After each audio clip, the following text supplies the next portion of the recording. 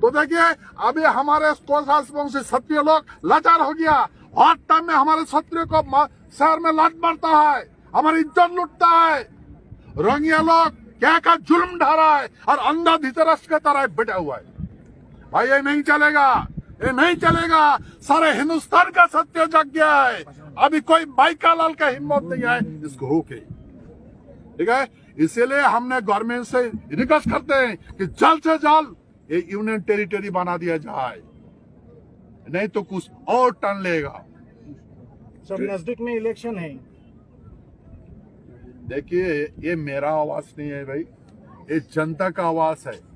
जनता का आवाज को मेरे मुख से निकल रहा है, तो जनता जो चाहता है मैं वही बता रहा हूँ। और मैं हवाई बात नहीं कर रहा हूँ। हमारे पास एविडेंस है, डॉक्यूमेंट्स है हमारे पास।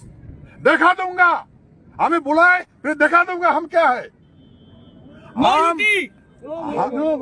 हम ये चाहते हैं गवर्नमेंट हमारे बात को समझे, गौर से समझे और जल्द से जल्द इसको कार्यकरी करे। आज के प्रोग्राम में दिखा गया है कि बहुत मेहमान आया है, विशेष मेहमान। तो आज देखिए हमारे इस प्रोग्राम में राजस्थान से आया है हमारे करणी सेना का अध्यक्ष हमारे नारुका जी, नहीं कालवी जी आए देखिए, और हमारे राम राज्य मिशन का सभापति अध्यक्ष है हमारे नारुका जी। हाँ, हमारे सत्य समाज का। यदि सरकार ये समझती है कि महाराज अनंत राय अकेले पड़ रहे हैं और केवल 10-12 डिस्ट्रिक्ट की बात है 700 डिस्ट्रिक्ट में से, भारत में से, तो ये उनकी गलत सोच है।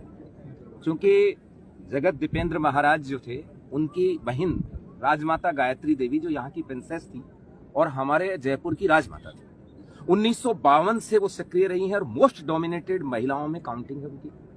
वो राजमाता हमारी दादी जी लगती थी, राजदादी जी हैं।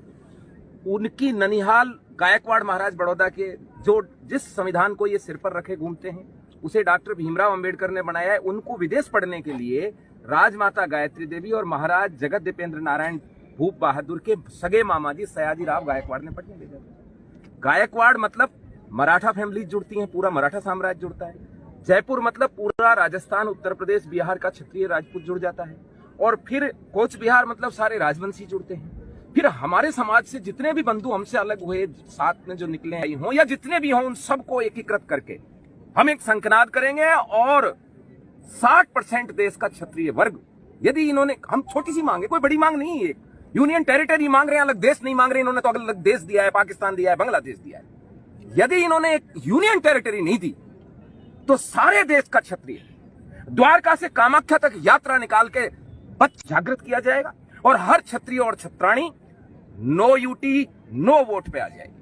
ये समझ रहे हैं ये 10-12 डिस्ट्रिक्ट में 8-7 MP हैं, आए नहीं आए। बंगाल में ममता, इन्होंने ममता को वॉक ओवर दे रखा। अभी ये संदेश खली की क्या घटना है, शर्मनाक घटना है, जिस पे बात नहीं कर सकते। यदि इस मामले में भी ये ममता को बर्खास्त नहीं कर सकते तो हमें सोचना पड़ेगा कि केंद्र सरकार और राज्य सरकार कहीं कहीं मिली हुई है। और मिले हैं तो मिले रहे। महाराज को राज्यसभा में भेजा, हमने सहर्ष स्वीकार किया, लेकिन इसका मतलब ये नहीं है कि इनकी हर कुनीति को हम स्वीकार करेंगे। जरूरत पड़ी तो राज्यसभा भी छोड़ देंगे।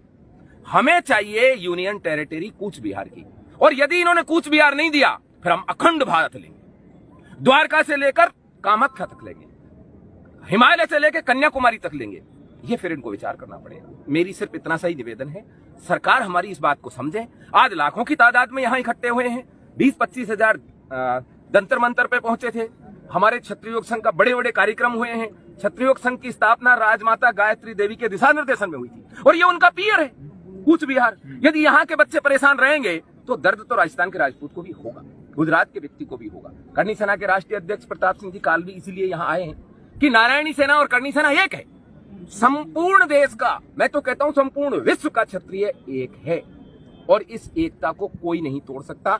और सरकार, चुनाव की अभी आप बात कर रहे हैं, चुनाव से पहले यदि इन्होंने आयोग गठित करके डीमार्केशन नहीं किया तो फिर इनका डीमार्केशन, इनका चौकड़ा हम बिगाड़ेंगे। हम द्वारका से लेके कामाख्या तक इनका चौकड़ा बिगाड़ देंगे, फिर इनका 400-400 कुछ नहीं होगा। ये खुली चेतावनी है, कोई इसमें नहीं बनने देंगे हम लोग। ये चाहते हैं कि इसको काट के बांग्लादेश की तरह कर दें। यहाँ रोहिंग्याओं का आतंक चल रहा, हमारे बच्चों को, हमारे भाइयों को, हमारी बहनों के साथ में यहाँ अन्याय हो रहा है और यहाँ रोहिंग्याओं को बसाया जा रहा है। यहां से रोहिंग्या छड़कर दिल्ली तक जाते हैं। आज 300 डिस्ट्रिक्ट कवर्ड है रोहिंग्याओं द्वारा, उस ग्रस्त हैं, और इस समस्या को सरकार हल नहीं करेगी तो फिर मजबूरी में क्षत्रिय को अपने आप हल करना पड़ेगा। जय श्री राम।